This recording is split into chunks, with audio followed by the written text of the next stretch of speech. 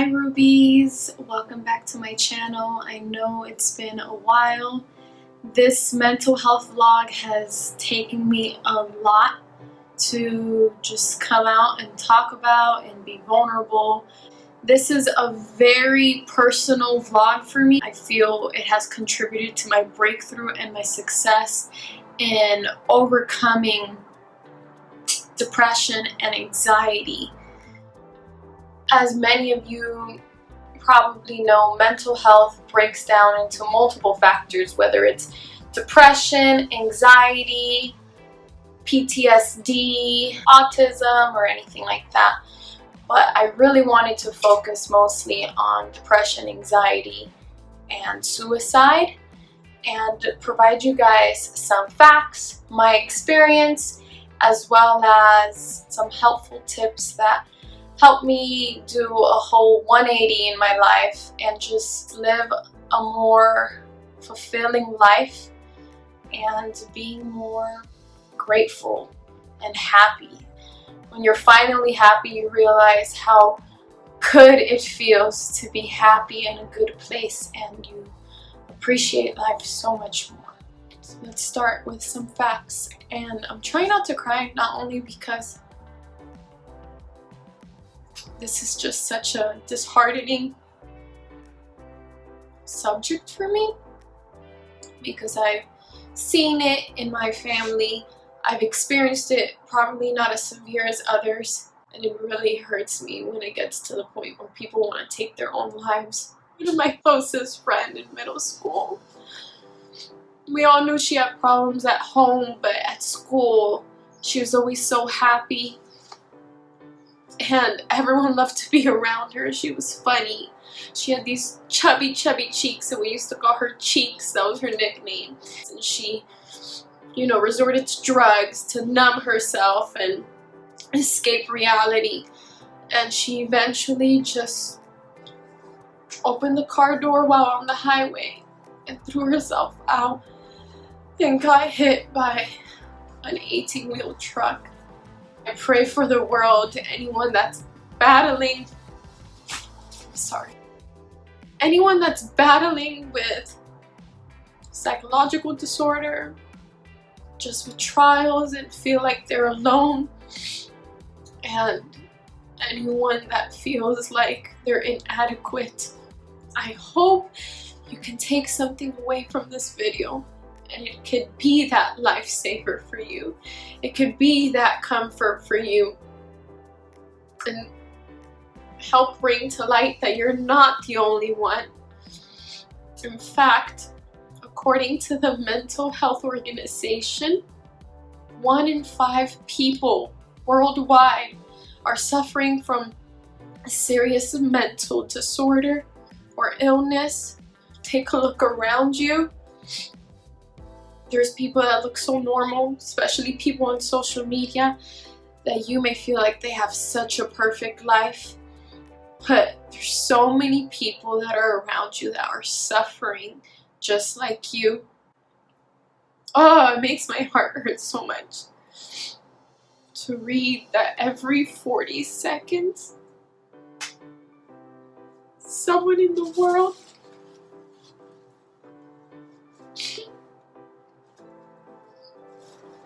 dies of suicide.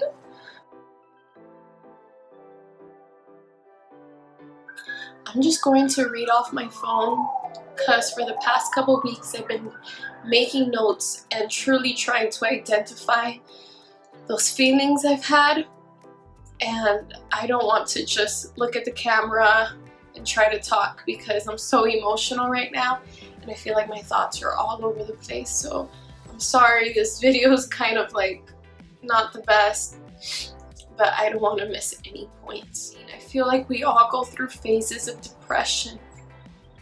I was never diagnosed by a doctor, but from what I've read and felt, I knew I was not in the right state of mind. And that's the thing, the mind is such a powerful tool. It can either make you or break you. And Satan utilizes it so we can be our own worst critic, so we can talk ourselves into a sad and empty mood. There would be times when I would literally wake up or have a normal day, and all of a sudden I'm overwhelmed with a profound sadness. I couldn't explain it to anyone, not even myself. It would happen so randomly, and it would feel like such a dark, empty, lonely, lost feeling. It also baffles me because no matter what people tell you or how many people you're surrounded with, you still feel so lonely. I was scared because it literally felt like I couldn't control it or pinpoint why. Majority of the time, nothing in particular would trigger this. At least nothing I was aware of. You don't understand. Sometimes you have a great day and then it just hits you randomly. I first experienced anxiety really bad while in college.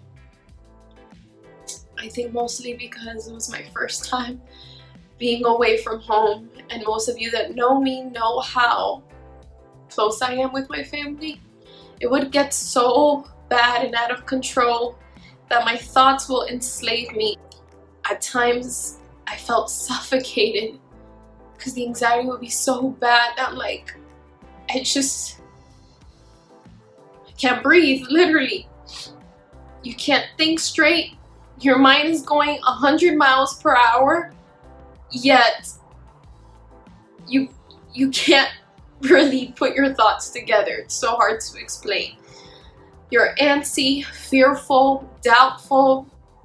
I felt mentally, physically paralyzed, but at the same time, I couldn't stay still because whatever I was feeling felt like too much to handle.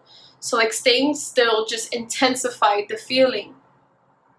I found myself being more easily irritable, stressed, and withdrawn from others. It felt like there was no escape or no end. I'm so grateful because I've never reached a point of suicidal thoughts or attempts, but my heart truly goes out to those that do struggle with that. All I can say is through endurance, it gets better. And it takes time, courage, and diligence. But I truly hope to educate, uplift, and inspire those that are watching. So here are my takeaways and daily practices that have helped me overcome, not completely, because it always tries to creep back around, but also to better cope with my mental and emotional battles. First things first, be patient with yourself. If you've struggled with any of the mental illnesses I previously mentioned, or some that I have not mentioned, for years, you can't expect to fix this or better handle it overnight or in a few months.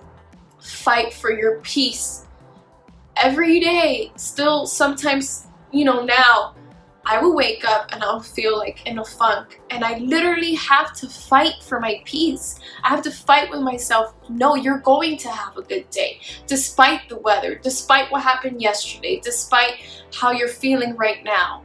Tell yourself you're going to have a good day. It's one of those things where even if you don't feel it, even if it doesn't make sense, you have to tell yourself that. Say it out loud, say it in your head so that your brain and your body can feel it and hear it.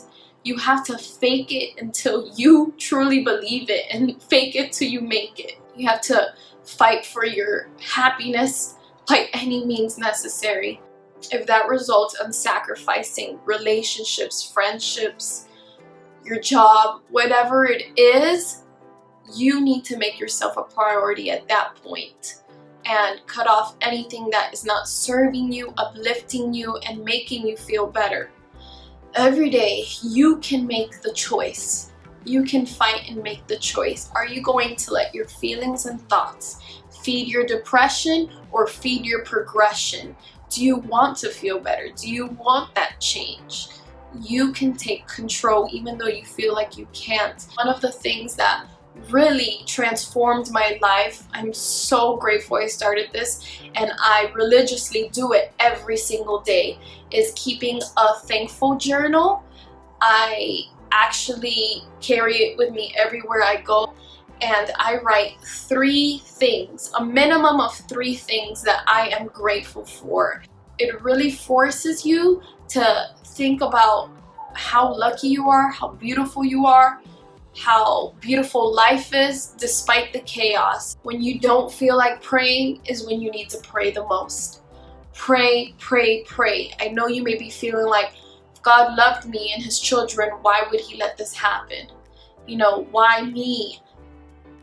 I've been praying for so long and I'm still in the same situation. Like, I don't believe in God, or God doesn't love me, or I'm not worthy. Forget all of that. The adversary is working overtime to make sure that he puts those fears and bad thoughts into your mind. Pray and meditate so much. Simply just sitting in a quiet place and deeply inhaling and exhaling. Actually, studies have shown that it does cause feelings of calmness and tranquility. Another thing that I contribute to overturning this awful experience and feelings is reading. A lot of you may be telling me, Mel, I hate reading, I've never been a reader, I can never get engaged. Well, I was like that up until like a year and a half ago, and it's because you need to get books that interest you. I've never read novels or anything like that for fun. I always read self-reflection, self-help books that really target especially things like this topic. So if you don't like reading, get the audiobook on your way to work, school, anything. Just put it on, listen to it, take notes. Something else that's really important is refraining from social media use. A lot of times we just mindlessly click the app and just scroll through, and it makes us more depressed. Lastly, if it's very severe, if you feel like you've tried everything, you need to seek professional help.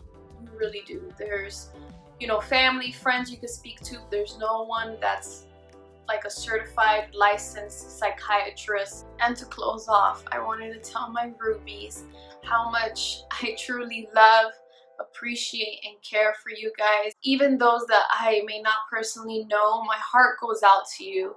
I truly care for us humans. We are all we got, and I want you to know that you are important, you are cared for, you are loved, and you matter. So please don't let this setback make you feel like your whole life is a disaster, or don't let it determine the rest of your life. Thanks for watching, and I'll see you next time.